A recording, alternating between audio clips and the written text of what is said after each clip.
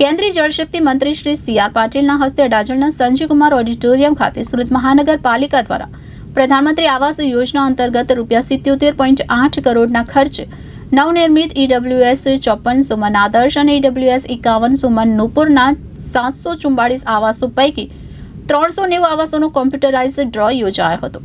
શિક્ષણ રાજ્યમંત્રી પ્રફુલભાઈ પાનસેરિયા અને વન પર્યાવરણ રાજ્યમંત્રી મુકેશભાઈ પટેલ આ પ્રસંગે વિશેષ ઉપસ્થિત રહ્યા હતા. કેન્દ્રીય જળશક્તિ મંત્રી શ્રી સી.આર. પાટીલના હસ્તે અડાજણના સંજીવકુમાર ઓડિટોરિયમ ખાતે સુરત મહાનગરપાલિકા દ્વારા પ્રધાનમંત્રી આવાસ યોજના અંતર્ગત ₹77.8 કરોડના ખર્ચે નવનિર્મિત EWS 54 સુમન આદર્શ અને EWS 51 સુમન નુપુરના 744 આવાસો પૈકી 390 આવાસોનો કોમ્પ્યુટરાઇઝ્ડ ડ્રો યોજાયો હતો. શિક્ષણ રાજ્યમંત્રી પ્રફુલભાઈ પાનસેરિયા અને વન પર્યાવરણ રાજ્યમંત્રી મુકેશભાઈ પટેલ આ પ્રસંગે વિશેષ ઉપસ્થિત રહ્યા હતા.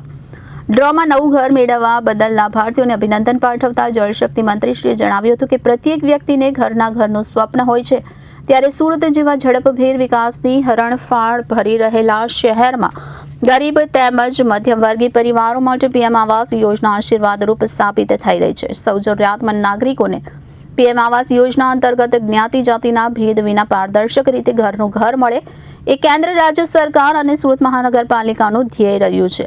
હાલ કોમ્પ્યુટરાઇઝ્ડ ડ્રોમાં જેમણે આવાસ નથી લાગ્યા તે લાભાર્થીઓને પણ મકાનથી વંચિત ન રહે અને આગામી સમયમાં સુરતના પ્રત્યેક જરૂરિયાતમંદ પરિવારોને પીએમ આવાસ યોજના થકી પાકું ઘર મળી રહે એવો પાટીલે વિશ્વાસ વ્યક્ત કર્યો હતો. વડાપ્રધાનશ્રીના દૂરદર્શી પૂર્ણ વિઝન નથી. રાજ્ય સરકાર પણ ઇન્ફ્રાસ્ટ્રક્ચરના વિકાસની સાથે સામાન્ય જનની સુખાકારીને પ્રાથમિકતા આપી રહી છે.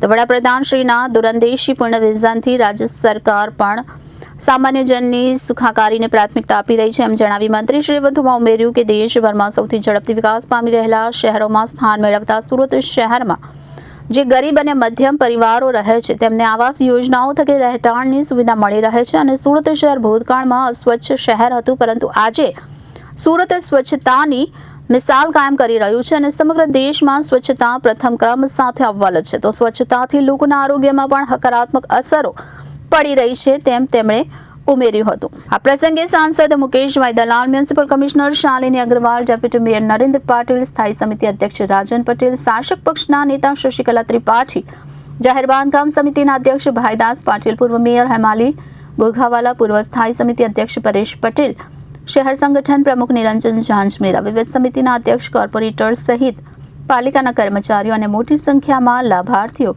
ઉપસ્થિત રહ્યા હતા. Bureau report Janadesh news, Surat.